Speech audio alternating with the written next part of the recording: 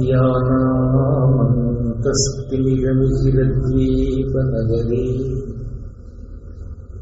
जडानां चैतन्यस्तबकमकरन्दस्रुतिपुरे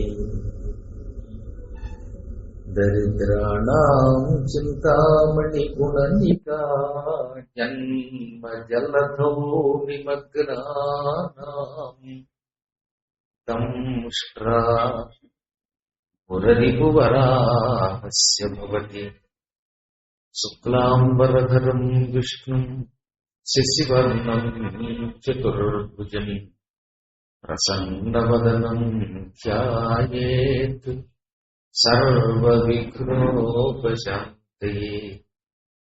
वन्दे गुरुपदद्वन्द्वमवाङ्मानसगोचरम् रक्तशुक्लप्रभामिश्रमहत्यं त्रयीपुरं महः।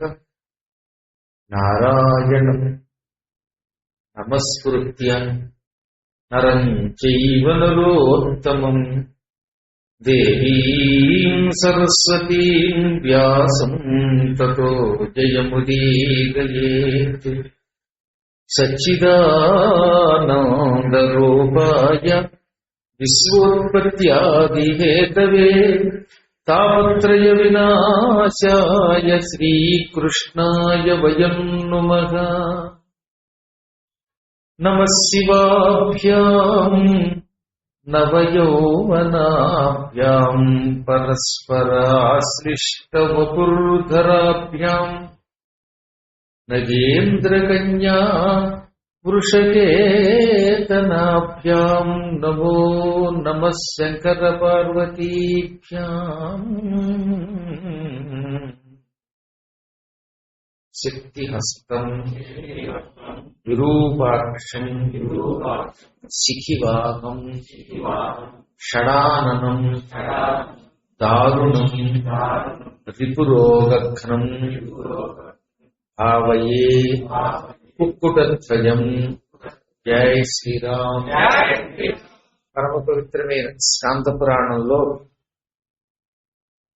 కౌమారికా ఖండం పూర్తిగా వస్తున్నదిగా, మాహేశ్వర ఖండంలోని భాగమైన కౌమారికా ఖండం పూర్తిగా వస్తున్నది. అందులో భాగంగా ఇంద్రజమున మహారాజు గారు మార్కండేయుడిని కలుసుకున్నాడు. అక్కడి నుంచి గుడ్లగోబు దగ్గరికి, ప్రాకార కర్ణుడి దగ్గరికి వెళ్ళాడు. అక్కడ నుంచి బయలుదేరాడు. గ్రద్ద గారి దగ్గరకు కూడా వచ్చారు. నాడీహంగుడి దగ్గరికి వెళ్ళారు. గ్రద్ద గారి దగ్గరకు వచ్చారు. ఇప్పుడు ఈ గ్రద్ద కూడా ఏమీ చెప్పకపోతే చివరికి ఆత్మహత్య చేసుకుందాం అనుకున్నాడు. అప్పుడు వృద్ధరాజు, ఏమీ కంగారు పడకండి, నాకంటే కూడా ఎక్కువ వయస్సు కలిగిన ఒక ఆయన ఉన్నాడు, ఆయన దగ్గరికి వెళదాం. ఆయన ఏమైనా ఈ ఇంద్రజమున మహారాజు గారు చేసిన దాన ధర్మాల గురించి చెబుతాడేమో అన్నట్ట. చూసారా, మార్కండేయుడు 7 కల్పాలు, ఆ తర్వాత ఆయన నాడీజంగుడు గారు 14 కల్పాలు, ఆ తర్వాత ప్రాకారకర్ణుడు 28, గ్రద్ద గారు 56 కల్పాలు. ఇన్నేసి కల్పముల పాటు జీవిస్తున్న ఆ మహానుభావులతో పోలిస్తే అసలు మనకు ఆవిద్య ఉందంటారా? నిన్నగాక మనం పుట్టినట్టు అనిపిస్తుంది నాకు, ఇంకా స్కూల్కి వెళ్ళట్టే. అప్పుడే చూస్తుండగా నన్ను ఇంత వాడిని అంటారు. ఇలా ఎవరికి వాళ్ళకి వయసులు పెరిగిపోతున్నాయి. 2019కో 17కో పెళ్ళవన వాళ్ళు అప్పుడే పెళ్ళవడం, పిల్లలు పుట్టడం కూడా చూపిస్తుంది. ఈ పిల్లలు పెద్దవాళ్ళు అయ్యేపోతారు. మనం ఏమనుకుంటున్నాం, అబ్బో మాకు ఇంకా బోలెడు ఆయి ఉంది, ఇంకా బంజారా హిల్స్ లో 4 ఫ్లాట్లు కొనాలనుకుంటున్నారు. ఈ ప్లాట్ల కోసం పాటలు పడేది ఇప్పుడు వెళ్ళిపోతున్నాడు. అందుకని జ్ఞానులు స్వీయం కోసం కాకుండా లోక సంరక్షణ కోసం, లోక శ్రేయస్సు కోసం మాత్రమే ధనం సంపాదిస్తారట. మహాత్ముల సంపాదన ఆలయాలకి, పీఠాలకి, ప్రవచన మండపాలకి వెచ్చిస్తారు. సామాన్యులు తమ సంపాదన, తమ ఆస్తులు పెంచుకోవడానికి ఉపయోగిస్తారు. వాడు శరీరం విడిచిపెడతాడు, వీడు శరీరం విడిచిపెడతాడు. కానీ మహాత్ముని యొక్క ఆస్తి ఈ గుడి రూపంలో ఉంది కదా, వీడు పోయినా అదిగో ఫలానా తోట అమ్మవారి గుడి ఉంది, ఫలానా తోట కృష్ణుడి గుడి ఉంది అని చెప్పుకుంటారు. తద్వారా 10 మందికి అది ఉపయోగపడుతుంది. అజ్ఞాని యొక్క సంపాదన తన ఇంటి వరకు పరిమితం అవుతుంది. ఆ ఇంటి గురించి వాళ్ళ ఇంట్లో వాడు కూడా పట్టించుకోవాలి. కొంతకాలం బయట మా తాత సంపాదించాడు ఏం చెప్పుకుంటారండి, ఎవడు చెప్పుకుంటాడు? మా నాన్న. ఆ తర్వాత వీడి ఎవడు పడి ఏదో పిచ్చి పంపించాడండి మా తాత, దీన్ని మేము డెవలప్ చేసామంటాం. పైగా డెవలప్మెంట్ మళ్ళీ అందులో డెవలప్మెంట్ ఉండదు. ఈ మధ్యన స్థలం డెవలప్మెంట్కి ఇచ్చారంటే ఏమిటో అనుకుంటా నేను చూస్తే ఒక అపార్ట్మెంట్ కట్టడానికి ఇచ్చారు. అది డెవలప్మెంట్. విశాలంగా సొంత ఇంట్లో ఉండేవాడు అపార్ట్మెంట్ కట్టుకుని అందులో దిక్కుమాల 2 ప్లాట్లు వాడు ఇచ్చాక ఇంకో 2 ప్లాట్లు అద్దెకు వస్తాడు. అది అపార్ట్మెంట్ ని కట్టుకుంటే అది డెవలప్మెంట్ అయ్యాడు మహానికి. ఇలా తెలియక అనుకుంటూ ఉంటాడు. ఇవన్నీ మనం బాగా తెలుసుకోవాలి. ఇప్పుడు గ్రంథ గారు నాకు ఒక మిత్రుడు ఉన్నాడు, ఆయన కూర్మరాజు గారు. కుర్మా కాసమా శనివారం నాడు తినేది కుర్మా, అలా కాకుండా కూర్మరాజు అంటే తాబేలు రూపంలో ఉండేటటువంటి ఒక ఆయన ఉన్నాడు. అక్కడికే పెద్దవాడు. ప్రస్తుతం ఆయన ఇంద్రజుమ్న సరస్సులో ఉన్నాడు. ఇంద్రజుమ్న సరస్సు 2 చోట్ల ఉందంటే ఇక్కడ ఒక విషయం క్లారిఫై చేయాలి. పూరి జగన్నాథంలోనూ ఇంద్రజుమ్న సరస్సు ఉంది. కైలాస పర్వతంలో మానస సరోవరం దగ్గర కూడా ఇంద్రజుమ్న సరస్సు ఉంది. ఇంద్రజుమ్నుడు చాలా చోట్ల సరస్సులు ఏర్పాటు చేశాడు. ఎందుకని ఎక్కడికైనా దానాలు చేయడమే ఆయన వృత్తి. ఆయన దానాలు చేసేటప్పుడు గోవులను అక్కడ నిలబెట్టేవట. ఈ గోవులు గిట్టలతో ఇలా తవ్వేవిట. ఆ తవ్విన గోతిలోకి నీళ్లు పడేవి. పడి పెద్ద పెద్ద చెరువులు అయిపోయాయి. ఆ రోజుల్లో చెరువులు తవ్వించారు. ఇప్పుడు చెరువులు పూడ్చి ప్లాట్లు అమ్ముతున్నారు. అందుకే ఈ పాట్లు మనకు వస్తున్నాయి. అసలు ఏది ఉండదండి అక్కడ. పూర్వం చెరువుని వారు, ఇప్పుడు సరస్సులు పోతున్నాయి.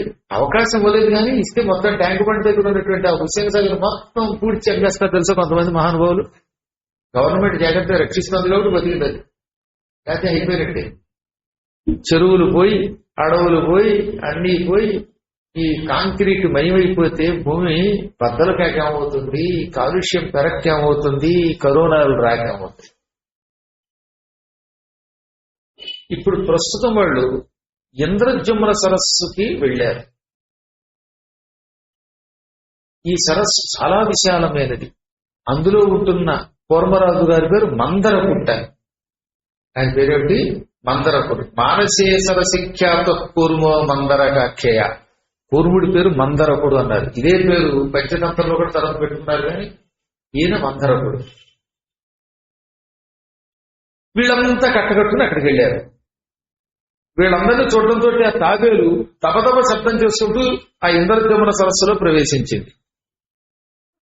ఇది చూచి గ్రంథగారు, గుడ్లగోప మొదలైన వాళ్ళు మందరక, ఇంటికి వచ్చిన అతిథిని ఎవరినైనా గౌరవించే మంచి లక్షణం నీకున్నదని మా గ్రంథగారు చెప్పారు, మా ఫ్రెండ్ గారు. కానీ నువ్వేంటి మమ్మల్ని చూడగానే సరస్సులో దూరేమనగానే ఇదో చమత్కారం చెప్పింది. మామూలుగా భారతంలో అయితే క్లుప్తంగా ఉంటుంది, కానీ ఇక్కడ పూర్తిగా కథ చెప్పాలి కదా. భారతంలో నాన్ డీటెయిల్డ్, ఎందుకంటే అక్కడ భారత కథ ముఖ్యం. ఇక్కడ పూర్తిగా చెప్పాలి కాబట్టి కథ పూర్తిగా చెబుతున్నారు. తాబేలు నీళ్లలో దిగిపోయినావిడ ఆ మందరకుడు ఇలా అన్నట్ట, ఓ గొట్లగోవా, ఓ గంతోయ్, నాడి జంఘ మార్కండేయ, నాకు అతిథి మర్యాదలు తెలియదు కాదు. ఇంటికి వచ్చిన వాడిని పలకరించటం, అతిథి మర్యాదలు చేయటం ఇవన్నీ నాకు తెలుసు. అయినా నేను మిమ్మల్ని చూడగానే దబదబా శబ్దం చేసుకుంటూ నీళ్లలోకి ఎందుకు వెళ్ళారో తెలుసా? మీతో వచ్చిన ఇంద్రజుమ్నుడిని చూసి భయపడి. ఎందుకు భయం? ఆయనకి దానం చేయటమే లక్షణం. ఆయన పని నిరంతర దానం. దానం చేసేవాడిని చూసి భయపడటం ఎందుకని అడుగుతావేమో. దానం చేసే ముందు యజ్ఞములు కూడా చేశాక. ఓసారి ఈయన ఇక్కడ కూడా యజ్ఞం చేశాడు. ఆ యజ్ఞం చేసినప్పుడు పెద్ద యజ్ఞవాటికి కట్టాడు. కింద అడుగు నేనున్నాను, అది తెలియక యజ్ఞవాటికి కట్టాడు. నా వీపు మీద కట్టెలేసి మంట పెట్టారు. దాంతో నా వీపు కొంత చొరచొర కాలేదు. ఇప్పుడు మళ్ళీ యజ్ఞం చేస్తాడేమో, వీపు కాలుతుందేమో, ఆ తర్వాత దానధర్మాలు చేస్తాడేమో అనుకుని నేను నీళ్లలో దూకేశాను అనగానే వెంటనే బ్రహ్మలోకం నుంచి ఇంద్రుడు, బ్రహ్మ, దేవతలు వచ్చారు. ఎందుకు వచ్చారు? ఇంద్రజుమ్నుడి దానం గురించి తాబేలు చెప్పింది కనుక చమత్కారంగా చెప్పింది. నిజానికి ఆయన అంటే చాలా ఇష్టం, పలకరించాలి. కానీ ఆయన గొప్పతనం తెలియజేయడానికి ఏమన్నది, ఈయన ఎక్కడ పడితే అక్కడ యజ్ఞాలు చేస్తాడు, దానాలు చేస్తాడు. ఈయన దానాలు చేయడానికి తీసుకొచ్చిన ఆవులేమో మీకు మీద తొక్కుతాయి. ఇంకా యజ్ఞం చేస్తూ ఉంటే ఆ నిప్పురవ్వలు వీపు మీద పడి వీపు కాలుతుంది. ఈయన పెద్ద యజ్ఞవాటికి కట్టినప్పుడు అడుగు నుండిపోయాట ఒకసారి ఈయన వీపును కూడా కింద ఇటుకలు అనుకుని పైన కట్టెలేసి నిప్పెట్టారట. ఈయన గొప్పవాడు కాబట్టి సరిపోయింది, మాదిరి తాగరైతే కాలిపోదు. అంతంత యజ్ఞాలు చేస్తాడు ఈయన. ఎక్కడ చూసినా యజ్ఞవాటికలే, ఎక్కడ చూసినా గోశాలలే, ఎక్కడ చూసినా దాన ధర్మాల కోసం అలా ధనాన్ని కేటాయించడమే ఈయన లక్షణం అని ఎప్పుడైతే అన్నాడో ఈయన ఖ్యాతి భూలోకంలో ఎప్పటికీ ఉంది అని బ్రహ్మగారు ఇంద్రుడిని వెంట పెట్టుకుని వచ్చాడనమాట. దేవతలు పుష్పవృషం కురిపించారు. అప్పుడు ఆశ్చర్యపోయి ఇంద్రజమునుడు, ఏమి విచిత్రం ఇది, ఇన్ని కల్పములు గడిచిపోయినా ఇంకా నేను చేసిన యజ్ఞములు కనీసం ఈ తావేనైనా గుర్తుపెట్టుకున్నది.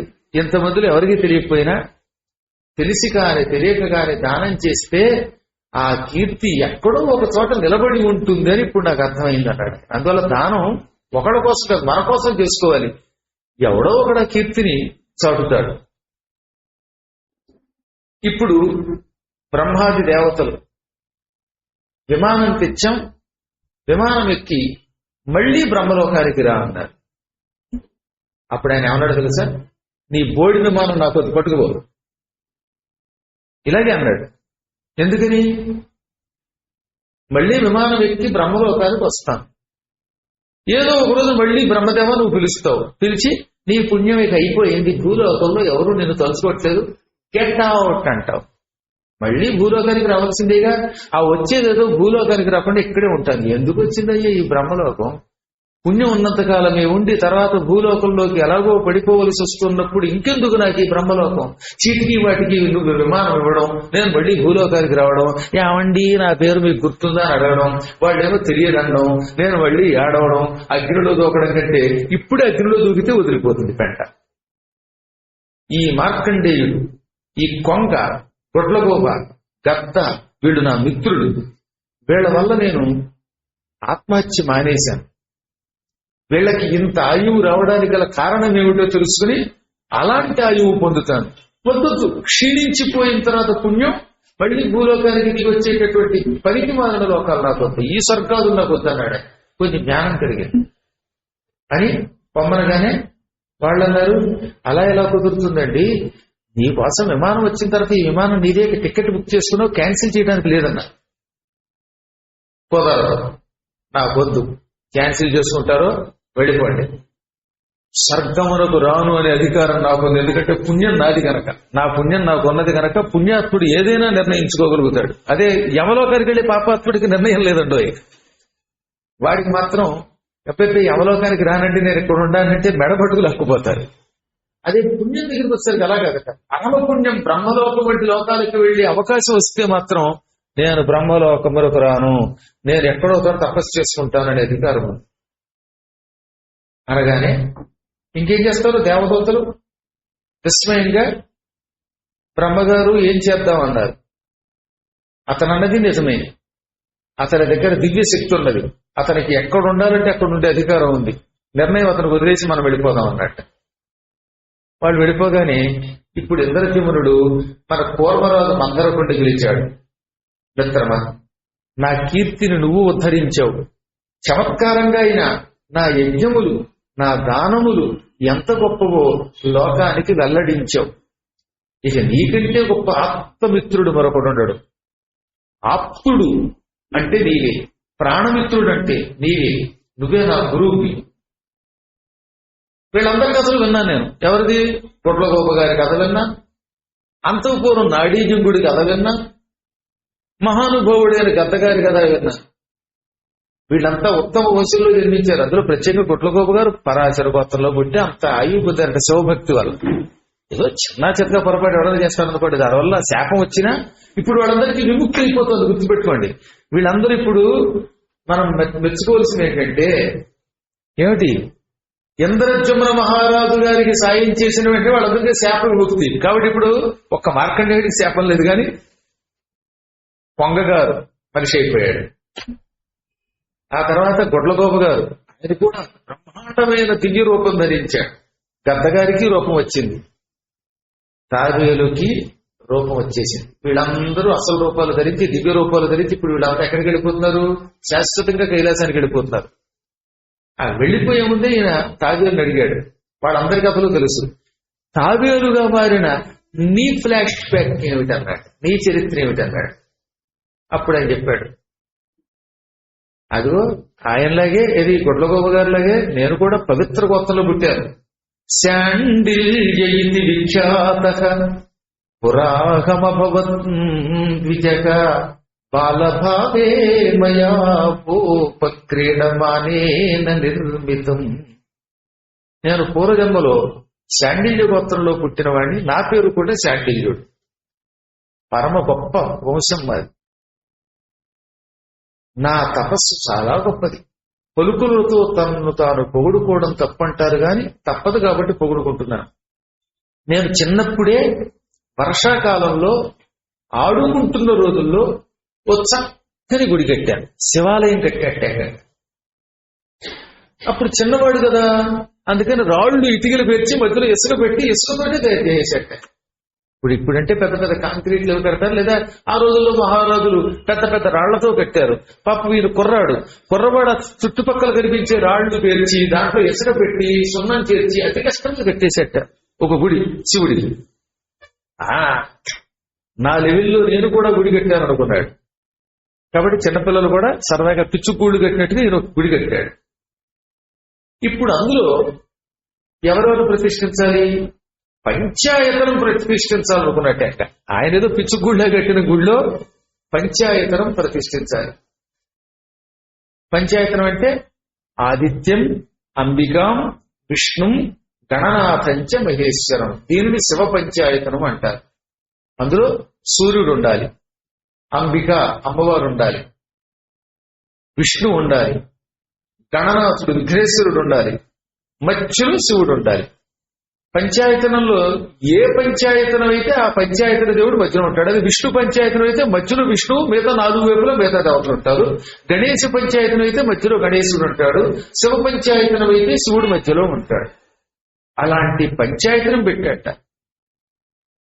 అసలు చిత్రం ఏంటో తెలిసిన, అక్కడ దొరికిన మట్టి బంగారపు మట్టి ఒక రకమైన పచ్చగా ఉండేది. ఈ మట్టితో వాటితో నేను గుడి కట్టి ఏదో నాకు వచ్చిన రీతిలో ఆ విగ్రహాలు అవి పెట్టి బయట ధ్వజం కూడా పెట్టేటంటే ఓ జెండా పెట్టే, జెండా మీద శివుడి లింగాన్ని ప్రతిష్ఠించాను. అనగా జెండా మీద శివుడి బొమ్మ వేశాను. అది కూడా లింగాకారంలో ఉన్న శివుడి బొమ్మ వేశాను. నేను నా మిత్రులు కలిసి ఆ లింగేశ్వరుడిని పూజించాం. ఆయనకి పైగా ఏమని పేరు పెట్టాము? జలేశ్వరుడు అని పేరు పెట్టాం. భక్తితో పూజించాం. శివాలయానికి మెట్లు ఉండాలి అని ఎవరో చెప్పారట. గుడి చూస్తే ఏదో పిచ్చుకూళ్ళలో ఉన్న గుడి, దానికి మెట్లలాగా. అందుకని ఇసుకతో స్టెప్పులు పెట్టేటండి. అడుగు పెడితే పడిపోతాయి. అందుకని అడుగు వేయకుండానే మెట్లు పెట్టేసుకున్నారు. మరి కొంతమంది అన్నారు, మరి పువ్వులతో శివుడి పూజించాలి కదా అన్నారట. రకరకాల పువ్వులు తెచ్చారు. మెట్లు ఎక్కకుండా జాగ్రత్తగా ఆ గూడు పడిపోకుండా పూజ చేసేవారట. ఇది చిన్ని గూడు కదండి, పాపం పిల్లలు కదా వాళ్ళు. పిల్లలకి బలము తక్కువగా ఉంటుంది. వాళ్ళు కట్టింది చిన్నది, గట్టిగా పడగొడితే పడిపోతుంది. అందుకని వాళ్ళ రీతిలో జాగ్రత్తగా పూజ చేశారు. ఇంకా పాడాలి.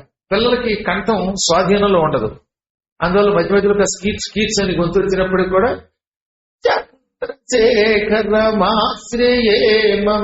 అంటూ పాపం వాళ్ళ లెవెల్లో వాడు పాడారు. అంటే భగవంతుడికి భక్తి ముఖ్యం తప్ప కంఠం కాదు. ఎంత గొప్ప విషయం అండి ఇది గుర్తుపెట్టుకోండి. రేపటి సిగ్గుపడకండి. మన గొంతు బాగా లేదేమో, మనం ఘంటసాల వారిలాగా అంత గొప్పగా పాడలేమేమో అని బెంగ పెట్టుకోకర్లా. ఆ మహానుభావుడికి భగవంతుడు వరం ఇచ్చాడు. ఆయనది ఘంటసాల అయితే మీకు తోచిన ఘంటసాల ఇది. ఎవడు లేదు వాడిది, పాడేయండి, ధైర్యంగా పాడేయండి అంతే. ఎవరి కోసం విన్నవాడు వింటాడు, వినకపోతే చెవులు మూసుకుంటాడు. శివుడు వింటాడు, ఆయన చాలా. ఇలా వీళ్ళు పూజించారు. పూజించిన తర్వాత మధ్యలో ఒక్కరాడు అన్నాడు, శివుడికి గానం ఇచ్చాం, మనం పాటలు పాడాం, పువ్వులతో పూజించాం, మనకు తోచినట్టుగా ఆలయం కట్టాం. ఎన్ని ఉన్నా శివుడికి నృత్యం లేకపోతే ఆనందం ఉండదట. ఎందుకంటే శివుడు నటరాజు, డాన్స్ చెయ్యాలి. అందుకని నృత్యం కూడా చెయ్యి అన్నారట ఈ కుర్రాంట.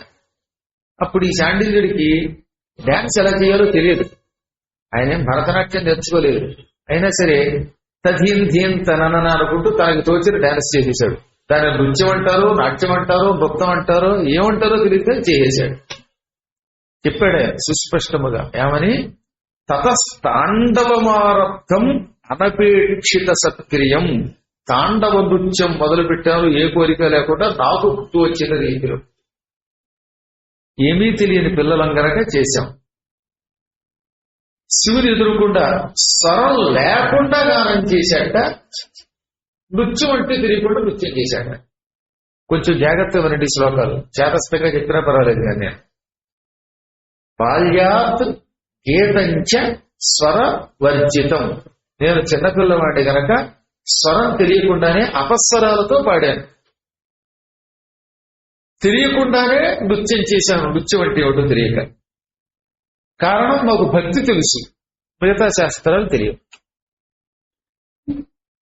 క్రమంగా పెద్దవాడిని అయ్యాను, ఆ గుడి పడిపోయింది. తర్వాత ఆ స్థానంలోనే ఎవరో అన్నారట, ఎవరో పిల్లలు కట్టుకున్న గుడిని మనం ఎందుకు పాడు చేయటం, ఇక్కడే పెద్ద గుడి కడదామని అద్భుతమైన గుడి కట్టారు. మేము పెట్టినటువంటి విగ్రహాల్లో కొన్ని ఉంచారు, కొన్ని వాళ్ళకి తోచిన లింగాలు ప్రతిష్ఠించారు. ఆలయం మాత్రం అభివృద్ధి చేశారు.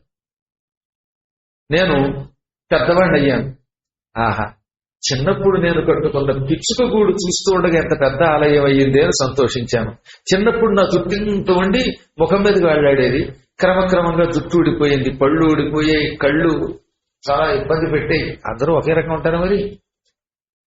అలా ఉన్నప్పటికీ ఆ శివాలయానికి మాత్రం వెళ్ళేవాడిని. కొందరు గుర్తించారు, ఈ కుర్రాడైనా చిన్నప్పుడు ఇక్కడ గుడి కట్టాడన్నారు. కొందరు వీడి మొహం అన్నారు. ఎవరేమనుకున్నా పట్టించుకోలేదు. క్రమంగా మరణించారు.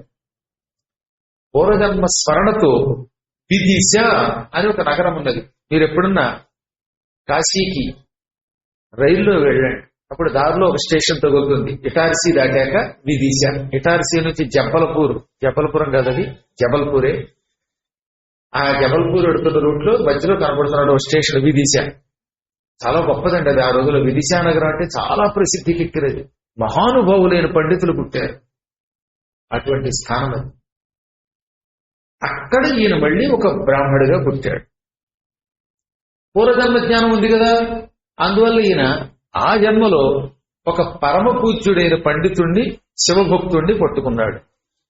నాకు పంచాక్షరీ మంత్ర దీక్ష ఇవ్వండి, నాకు శివ పూజ చేసే విధానం నేర్పండి అనగా వాళ్ళు నేర్పారు. ఈయన స్పష్టముగా మరికివట్ట జన్మలో. కొంతమంది చెబితే ఇప్పటికూ నాకేమర్థం కాదు, ఏం చెబుతారో తెలియదు. ఎందుకంటే గొడిగినట్టుండదు, మధ్య మధ్య అంటారు. అంటే చెప్పడం అర్థం కాక చుప్పులు అనమాట. నాయగారు చుప్పులు. ఈ చుప్పులు అంటే చప్పగా ఉంది అక్కడ చెప్పడం రాదు. ఎందుకని సార్ చుప్పు అంటారు? ఇప్పుడండి నాకు అర్థం కాదు, నాకు ముద్దెడుతున్నాడేమో కర్మ, ఈ వయసులో ఏమో అనుకునేవాడిని నేను. రామ ఈ చుప్పులు గాని, ఈ చేతులోపడం గాని ఇప్పుడండి అంటాడు ఒక్కొక్కడు. ఆ ఏమిటో సుప్పు, ఏ సూపు తగ్గాడు. కారణం ఏమిటంటే అతనికి చెప్పాలని ఉన్నది, చెప్పడానికి ఏ భాష కావాలో ఆ భాష రావట్ల, భావ వ్యక్తీకరణకి కావలసిన భాష రావడం. ఇది పెద్ద లోపం అనమాట. అందుకే అవతలవాడు చెప్పింది ఎప్పటికీ అర్థం కాదనమాట. అలా అర్థమయ్యేలా చెప్పేవాడు కొద్దిమంది ఉంటారు. మంగమ్మ భర్త పోయాక ఊరికి వెళ్ళింది అని ఒక చోట రాశాడు. మంగమ్మ భర్త పోయాక ఎవరు వచ్చారు? తన భర్త పోయాక మంగమ్మ గారు వేరే ఊరు వెళ్ళిందంటే అర్థమయ్యేది కదా. మంగమ్మ భర్త పోయాక ఊరు వచ్చింది. ఇప్పటికీ ఆ వాక్యం క్లియర్ గా ఉండదన్నమాట. ఇలా ఉంటాయి కొన్ని వాక్యాలు, ఏం చేస్తాం. ఈయనకి మాత్రం ఈశ్వర కటాక్షం, గురు కటాక్షం వల్ల స్పష్టముగా ఇతరులకు తాను అనుకున్న చెప్పడం వచ్చింది. శివ పంచాక్షరీ మంత్రమును స్ఫుటముగా ఓం నమ శివాయ అని ఉచ్చరించడం వచ్చింది. సాకి ఉచ్చారణలో ఏం తేడాలు ఉంటాయో తెలిసింది. దాంతోపాటు క్రమక్రమంగా పాండిత్యం కూడా వచ్చింది. నేను పూర్వజన్మలో శివాలయ నిర్మాణము చేసిన పుణ్యము వల్ల కదా ఈ జన్మలో పండితుడిని పుట్టాననుకున్నాడు. శివ పూజ నాకు తెలిసిందనుకున్నాడు. దాంతో మళ్ళీ శ్రద్ధతో ఒక శివలింగాన్ని ప్రతిష్ఠించాడు ఊళ్ళో. దానికి శివాలయాన్ని నిర్మించాడు. ప్రజల సహకారంతో అపూర్వ శివాలయ నిర్మాణం చేశాడు. ఈ ప్రవచన మండపాలు, శివాలయ నిర్మాణాలు ఇలాంటివి చేసిన వాడు ఇంక ఎప్పటికీ శాశ్వతంగా శివానుగ్రహం పొందుతట్టండి. అందుకని ఇవి చెయ్యాలి. చాలా మంది అడిగారు, ఎందుకంటే మళ్ళీ ప్రవచన మండపాలు అవి నిర్మాణం మీకు అంటారు. ఎందుకంటే అవి నిర్మాణం చేస్తే శివుడి అనుగ్రహం పొందుతాడు, వాడు భూమికి రాడు. దానికోసమే కష్టపడి చెయ్యాలి. డబ్బు ఎంతున్నా తాను ఒక్కడూ చేయకూడదట, 10 మంది సహకారం తీసుకోవాలన్నమాట. అందుకని భూదానాన్ని ఇష్టం లేకపోయినా కొంతమంది సేకరిస్తూ ఉండడానికి గల కారణం అది. ఆలయ నిర్మాణాలకి, ప్రవచన మండప నిర్మాణాలకి ఇతరుల దగ్గర సేకరిస్తే అస్సలు అది దానం కింద లెక్క కాదు. ఇచ్చిన వాడికి పుణ్యం వస్తుంది, పుచ్చుకున్న వాడికి కూడా పుణ్యం వస్తుంది అనమాట. ఇద్దరికి పుణ్యం వచ్చేదా. అందుకని భూదానం గొప్పదన్నారు. క్షితిదాన విచ్చునతడును అధికాంక్ష పరిగ్రహించునతడును దురితచ్యుతులై శతవర్షంబులు శతమఖలోకమున క్రీడ సలుపుదురెలమెన్. భూదానం ఇచ్చినవాడు, పుచ్చుకున్నవాడు 100 దివ్య సంవత్సరములు సకల పాపాల నుండి విముక్తి పొంది శాశ్వతమైన స్వర్గం పొందుతారు. స్వర్గం అంటే ఇంద్రుడి స్వర్గం కాదు, బ్రహ్మలోకం వంటి దివ్యలోకాలు పొందుతారట అని వామన అవతారంలో చెప్పాడు విష్ణువు ఈ పద్యాన్ని. ఇది వామనుడు విష్ణువు చెప్పిన మాట. అందుకనే భూదానం గొప్పది. అన్నదానం చేశాడు అనుకోండి, అన్నదానం చేసిన వాడికి పుణ్యం కానీ తిన్నవాడికి అంత పుణ్యం ఉండదు. కానీ భూదానం అలా కాదు, ఇచ్చిన వాడికి ఎంత పుణ్యమో పుచ్చుకున్న వాడికి కూడా అంతే పుణ్యంట. ఆ పుచ్చుకునేవాడు మాత్రం ఏడుస్తూ పుచ్చుకోకూడదు. అంటే ఒక్క గజమే ఇచ్చావా, అరగజానికి ఇచ్చావా, గజానికి 15,000 ఇచ్చావా అని ఏడవకుండా సంతోషంతో పుచ్చుకుంటే పుచ్చుకున్నవాడు కూడా ధరిస్తాడు. కానీ మానవులకి పుచ్చుకునేటప్పుడు బలహీనత ఉంటుందంటో. ఓ 15,000 ఇచ్చాడు అనుకోండి, గజానికి 15,000 ఇచ్చాడు, ఇంకో 15 ఇస్తే బాగుండు, ఇంకో 15 ఇస్తే ఇంకో 15 ఇస్తే బాగుండు అనిపిస్తుంది. ఈ దురాశ లేకుండా పుచ్చుకోవాలి. అలాగే అవతలోడు గొలుసు ఇస్తానని ఇవ్వకపోయినా పట్టించుకోకూడదు. ఇస్తానన్నాడు, వాడు కుదరలేదు, ఏం చేస్తాం, కుదిరి అంతే. అయ్యో ఇవ్వలేదో, ఇస్తానన్నాడు గొలుసు, అది ఏమైపోయిందో బక్సలి పులుసు, ఇస్తానని ఇవ్వలేదని కూడా నాకు తెలుసు అని అది కంటూ నలుసయి నువ్వు రోజు బాధపడితే ఇబ్బంది. అందుకే నిర్వికారంగా పుచ్చుకోమన్నాడు. అందువల్ల ఈయన 10 మంది దగ్గర సేకరించి అపూర్వ రీతిలో ఆలయ నిర్మాణం చేశాడు. ఆ ఆలయంలో రోజు శివుణ్ణి ప్రతిష్ఠించి పూజించాడు. శివుణ్ణి ప్రతిష్ఠించాక రోజు పూజించాడు. రోజు ప్రతిష్ఠించినట్టే రోజు కాదు, అక్కడ శివాలయంలో శివలింగ ప్రతిష్ఠ చేసి నిత్య పూజ చేశాడు. అప్పుడు ఏం జరిగిందో తెలుసా? యావంతి పరమాణుని శివస్యాయతనే నృప. ఈ ఆలయంలో ఎన్ని ఇసుక రేణువులు ఉన్నాయో, ఎన్ని పరమాణువులు ఉన్నాయో ఎవరికైనా తెలుసా? ఇప్పుడు ఇది ఒక ఆలయం అండి. ఈ ఆలయంలో ఒక గోడ కట్టడానికి ఎంత ఇసుక వాడు ఉంటారు? ఆ ఇసుక రేణువులు లెక్కెట్టండి. మొత్తం ఆలయం కన్స్ట్రక్షన్ కి నిర్మాణమునకు ఎన్ని పరమాణువులు అందులో ఉన్నాయో మానవుడు మాత్రం లెక్క పెట్టలేడు. మానవుడు ఏంటి, దేవుడు కూడా లెక్కట్లేడు. ఒక విధంగా చెప్పాలంటే అంత కష్టం. ఏ విష్ణువుతో శివుడో తప్ప ఈ సామాన్య దేవతలు లెక్క పెట్టగలరా? ఇన్ని అణువులు అందులో ఉన్నాయి. ఆ అణువులను లెక్కెట్టండి. అన్ని కల్పములు శివాలయం కట్టినవాడు శివుడి దగ్గర ఉంటాడట. శివాలయం కట్టినవాడు అందులో పరమాణువులు ఎన్నున్నాయో అన్ని కల్పకోట్లు అన్నాడు. అన్నేసి కల్పములు. కల్పములు అంటే ఒక కల్పం కాదు, కల్పకోటి అంటే కల్ప సమూహముల పాటు వసేత్తు నివసిస్తాడు. ఎక్కడ? శివుడి దగ్గర. పైగా ఆ తర్వాత కూడా శివాజ్ఞతో భూమి మీదకి వచ్చి మంచి పనులు చేసి మళ్ళీ శివుడి దగ్గరికి పెడతాడు. పతనం ఉండదు వాడికి. అందుకని ఆలయాలు కట్టేవారు. ఇప్పుడు మేము కట్టబోతున్న ప్రవచన మండపంలో చక్కగా ప్రతిష్ఠించబోతున్నది మహానుభావుణ్ణి, మామూలు శివుణ్ణి కాదు, అరుణాచలేశ్వరుడు. అలాంటి లింగమును, అటువంటి లింగాన్ని ఆ మంత్రములతో ప్రతిష్ఠిస్తే అక్కడున్న శివుడు కూడా అరుణాచలేశ్వరుడు అవుతాడు. అది కట్టడానికి ఎన్ని ఇసుక రేణువులు అయ్యాయో ఆలోచించండి. ఆ ఇసుక రేణువులు లెక్కెట్టగలవా? అది కట్టడానికి సాయం చేసిన వాళ్ళందరికీ కూడా ఆ ఇసుక రేణువులు ఎన్నున్నాయో అంతకాలం ఆయన దగ్గర నివాసం ఉంటుంది. ఆ తర్వాత భూమి మీదకి వచ్చేప్పుడు మళ్ళీ తిరిగి ఆయన దగ్గరికి వెడతాడు. అందుకని ఇలాంటి పనులు, మంచి పనులు పూర్వకాలంలో చేసేవారు. ఒక ఆయన అడిగాడు, ఏమోనండి మనం ఇలా పెడితే ఎవడన్నా ఏమన్నా అనుకుంటాడేమోనండి అని. నాకు కావలసిన బాగా ఆత్మీయుడు అడిగాడు. ఒకడు అనుకుంటే నీకేమిటి, నువ్వు కడుతున్నావు, ఆలయం కట్టావు, ఆలయం కట్టుతున్నాడు ఒక తిట్టుకుంటే నీకేమో నష్టమా? ఈ ఆలయం కట్టారు, కట్టేవాడు పక్కవాడు తిడితే నీకేమిటి, పక్కవాడు పొగిడితే నీకేమిటి? ఇతరుల యొక్క ప్రశంసలు నిందల కోసం కట్టకండి, ఆత్మశ్రేయస్సు కోసం కట్టండి. మీరు పురాణాలు చెబుతూ ఉంటే ఎందుకు ఈ పురాణాలు అని నాస్తికులు తిడతారు, వాడు నిద్రలేక చేస్తాడు, నీకు వచ్చిన నష్టం ఏంటి? నీ మీద ద్వేషంతో తిట్టేవాడు ఎప్పుడూ ఉంటాడు. ఒకడు తిడుతున్నాడని కుంగిపోకండి, ఒకడు పొగుడుతున్నాడని పొంగిపోకండి. మనం పుట్టింది ధర్మ ఉద్ధరణ కోసం, ధర్మోద్ధరణ కోసం పుట్టాక మనం దేనికి లెక్క చేయకూడదంటే నిశ్చింతగా ఉండండి, ఇదేం పర్వాలేదు. భయపడితే ధర్మాన్ని ఎలా సంస్థాపన చేస్తాం? నువ్వు నిజంగా దుర్మార్గుడు అయితే, పాపాత్ముడు అయితే, కడతానని మోసం చేస్తే అప్పుడు భయపడు. నువ్వేం మోసం చేస్తున్నావు? నువ్వు నిజంగా అన్న ప్రకారం నిలబెడుతున్నావుగా. నేనున్నాను, నాకేమిటి భయం? సత్యధర్మేశ్వరుని ప్రతిష్ఠిస్తానన్నాను, ప్రతిష్ఠించాను, అద్భుతంగా ఉన్నాను. ఆలయం కోసం, ఫ్లోరింగ్ కోసం ఎంత కష్టపడ్డామో ఇక్కడికి వచ్చిన భక్తులు చూశారు, ధైర్యంగా చూసిన వాళ్ళు ఉన్నారు. ఇక్కడికి వచ్చిన వాళ్ళు చాలా మంది చూశారు, కావాలంటే అడగండి. ఫ్లోరింగ్ ఉందా లేదా, శివుడు ఉన్నాడా లేదా, ప్రవచన మండపం అంటే ప్రవచన మండపం ఉందా లేదా, అన్నదాన శాల అంటే శాల ఉందా లేదా, కోడి తీపొచ్చు అంటే దీపాలు వెలిగించావా లేదా. ఇంకెందుకంటే భయపడ్డాం, వాడేదో అంటాడని. అలాంటి పనులు చేసినంతకాలం ఎవరికి భయపడకండి. ఈ బోడి నిందలు వేసేటటువంటి వాళ్ళు ఉన్నారే, వాళ్ళ గురించి భయపడితే మనం ధర్మకార్యాలు చేయలేము. వాళ్ళు హరిశ్చంద్రుడు కూడా తిడతారు, కృష్ణుడిని కూడా, కృష్ణుడి దేవుడు కాదని తిడతారు. వాళ్ళ గురించి ఎప్పుడు ఆలోచించకుండా మనం ధర్మమును చేసుకోవాల్సిందే. ధర్మకార్య నిర్వహణ చేసేటటువంటి వాడు ఆత్మబలంతో ఉండాలి. ఈ మధ్యన కొంతమంది తయారయ్యారు కదా, ఇప్పుడు శివశక్తిని ఉంది, వాళ్ళకి తిడితే భయమా, దర్జాగా చేస్తున్నారు. ఆ శివశక్తిని నిర్వహించేవాడు నా దృష్టిలో అర్జునుడు లాంటివాడు. ఇక రోజు చితకేసి అందరినీ కూడా నా ధర్మం అంటూ తెగ తిరిగేస్తున్నాడు ఒక ఆయన. ఆయనే రాధా మనోహర్ గారు. ఆయన ఆంజనేయుడు భీముడు కలిసినవాడు, ఆయన భీముడు లాంటివాడు, ఆయన ఆంజనేయుడు ఉన్నాడు. ఇంకో కుర్రాడు తయారాడు, ఎవరు లలిత్ అనేటటువంటి కుమార్ అనేటటువంటి వాడు, అతడేటువంటి వాడు ధర్మరాజు లాంటి వాడు. వీళ్ళందరికీ వెనకతలు మాలాంటి గురువులు కృష్ణుడిలాగా వెంట నిలబడతారు. ఇంకా ధర్మం నిలబడుతుంది. ఎందుకు నిలబడతావు?